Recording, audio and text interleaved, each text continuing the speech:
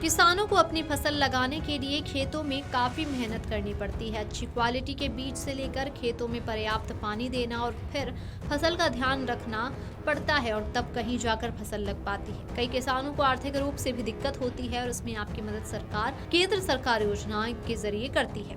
जैसे अगर आप एक किसान हैं तो आप भारत सरकार की प्रधानमंत्री किसान सम्मान निधि योजना से जुड़ सकते हैं।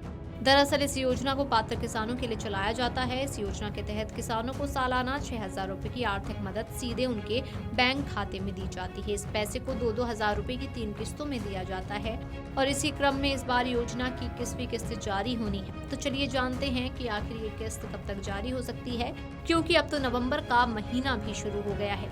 पीएम किसान योजना से मौजूदा समय में करोड़ों किसान जुड़े हुए हैं, जिन्हें इस योजना के तहत सालाना 6,000 रुपए की आर्थिक मदद मिलती है। लगभग हर 4 महीने के अंतराल पर योजना के तहत 2-2 हजार रुपए की किस्त जारी की जाती है और अब तक कुल 20 किस्त जारी हो चुकी है। इस हिसाब से नवंबर महीने में 21वीं किस्त जारी होने का समय हो रहा है। इसलिए माना जा रहा है कि 21वीं किस्त नवंबर महीने में ही जारी हो सकती है। हालांकि अभी इसको लेकर आधिकारिक जानकारी का इंतजार है, जो सरकार द्वारा योजना की आधिकारिक वेबसाइट पर दी जाती है। अगर आप चाहते हैं कि आपकी किस्त ना अटके और आपको इसका लाभ मिले, तो इसके लिए जरूरी है कि आप कुछ कामों को समय रहते करवा लें। इसमें सबसे पहला काम है KYC का। अगर आप ये काम नहीं करवाते हैं तो आपकी किस्त अटक सकती है। इसी तरह दूसरा काम है भू सत्यापन का और इस काम को भी ध्यान से करवा लें।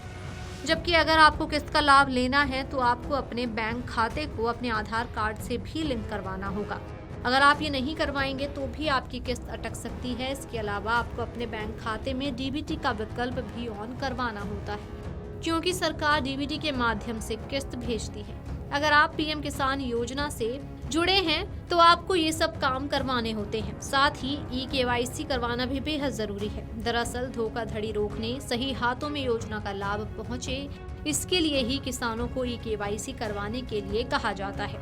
अगर आप ये काम नहीं करवाते हैं तो आप किस्त के लाभ से वंचित रह सकते हैं। आपको किस्त का लाभ लेना है तो ध्यान से आधार लिंकिंग का काम भी करवा लें, जिसमें आपको अपने बैंक की ब्रांच में जाना होता है और यहाँ पर अपने बैंक खाते से अपने आधार कार्ड को लिंक करवाना होता है। अगर आप ये काम नहीं करवाते हैं तो आपकी किस्त अटक सकती है। सरकार इस योजना की किस्त DBT के माध्यम से भेजती है, इसलिए योजना से जुड़े किसानों को अपने बैंक खाते में DBT का विकल्प ऑन करवाना होता है। ये अगर बंद रहता है तो आपकी किस्त अटक सकती है। इसलिए अपने बैंक की ब्रांच जाकर ये काम याद से करवा लें। ये सभी काम जब पूरे होंगे तभी आपको 21वीं किस्त का लाभ आसानी से मिल सकेगा। Video desk Amar Ujala dot com. अगर आप ये वीडियो YouTube पर देख रहे हैं तो हमारे चैनल को सब्सक्राइब कर बेल आइकन दबाएं और Facebook पर देख रहे हैं तो हमारे पेज को लाइक करें।